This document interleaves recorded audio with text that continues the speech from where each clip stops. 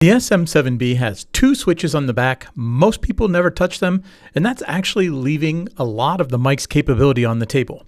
Let's talk about what they do and when to use them. Most SM7B setup guides will spend about 30 seconds on these switches. Flip one, mention the name, move on. And I get it. There's a lot to cover when you're doing a full setup walkthrough. But I've had enough people ask me about this that I wanted to do a video that actually shows you what each combination sounds like and helps you figure out which setting makes sense for how you're using the mic. Because the right answer genuinely depends on your setup, if you're recording to a DAW, that's your recording software, whether that's Premiere, Audition, GarageBand, or anything else, and doing any kind of editing after the fact, the answer is probably different than if you're live streaming with no editing. And if you're using the big foam windscreen, which most people do, well, there's a combination that specifically helps with that. So let's get into it. I'll also get into gain at the end, especially if you're running the SM7B into a Vocaster Two, because there's something about that interface that makes this mic easier to set up than most people realize. The switch on the left is the bass roll-off, also called a high-pass filter. What it does is cut low frequencies. Specifically, it starts rolling off about 100 Hertz, so it's removing the deep rumble, the low-end hum from HVAC, and the extra bass you get from speaking close to the mic. That's called the proximity effect. Let's do a little demo with the first switch. Let's try this with the bass roll-off switch engaged. Here's the bass line. I'm recording this video in my home studio, and this is what the Shure SM7B sounds like with this switch setting. I'm recording this video in my home studio, and this is what the Shure SM7B sounds like with this switch setting. You can hear it's a bit tighter, a little less weight in the low end. Whether that's better depends on your voice in your room. If your recordings sound boomy or muddy, this is worth turning on. One thing I want to flag though, this is a destructive change. Once you record with bass roll-off active, those low frequencies are gone. You can't get them back in post. If you're recording to your DAW, which again is Premiere, GarageBand, Audition, whatever you use, I would leave this flat and put a high-pass filter on the track in the software instead. You'll get the same result and keep the original signal intact. Where it makes sense to use this, live streaming, Zoom calls, any situation where you're not going to be editing the audio after the fact and you just want it to sound cleaner in real time. The second switch is where it gets more interesting for most creators. Let me show you what it does.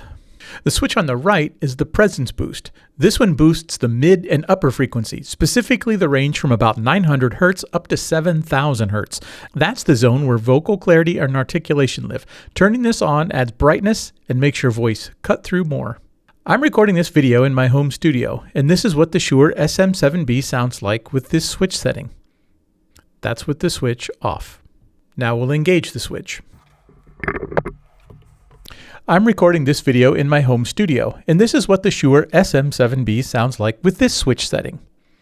You can hear more presence, more definition in the consonants. Whether you like it depends on your voice. If you naturally sound warm and dark through this mic, the boost can add some welcome clarity. If you already sound bright, it could be too much. But here's the thing I actually find most useful about this switch. The SM7B ships with two windscreens, a small one and a big foam one. Most people use the big foam one because it does a better job on plosives. But that thick foam absorbs some high frequencies as a side effect. It softens the sound a little, and the presence boost was specifically designed to compensate for exactly that. Listen to the difference. Same mic, same room, same gain, just the windscreen and the switch. If you're using the big foam windscreen and your recordings sound a little dull, that's the fix. So now, let's look at all four combinations, because you can use either switch alone or both together, and each combination has a slightly different use case. So here's how I think about the four combinations. Both flat, that's your default. It's where I'd start if you're recording into any software, Premiere, GarageBand, Audition, whatever you use and are planning to edit afterward. You keep the full signal and deal with any tone shaping in the past. For photographers, this is like shooting in RAW. Most of the time, this is going to be the right answer. Now, bass roll-off on, presence flat, that's the live streaming setting. It cleans up the low end in real time without adding any brightness you might not want. Flat bass, presence boost on, That's the big windscreen combination. If you're using the large foam screen and want to restore the brightness that it softens, then this is the setting. It's also worth trying if your voice just sounds naturally dark through this mic. Both switches on, I'd save this for live situations where you have no post-processing and you need maximum presence and maximum clarity. It's a more processed sound. Most people recording at home for YouTube or podcasting, you're not going to need this. Okay, I want to talk about gain for a minute, specifically for anyone running the SM7B into a Focusrite Vocaster Two. The SM7B is a dynamic microphone with a pretty low output signal. It needs significantly more gain from your interface than most condenser mics do. And a lot of interfaces kind of struggle with it. You end up cranking the gain all the way and then introducing noise. Or you buy a Cloudlifter or inline preamp to compensate. I've seen a lot of people go down that road. The Vocaster Two can handle this without any of that. It has 70 decibels of gain on its preamps. That's the number you need for the SM7B, and it delivers it cleanly. No Cloudlifter required, no cranking the gain to the point of introducing noise. It just works.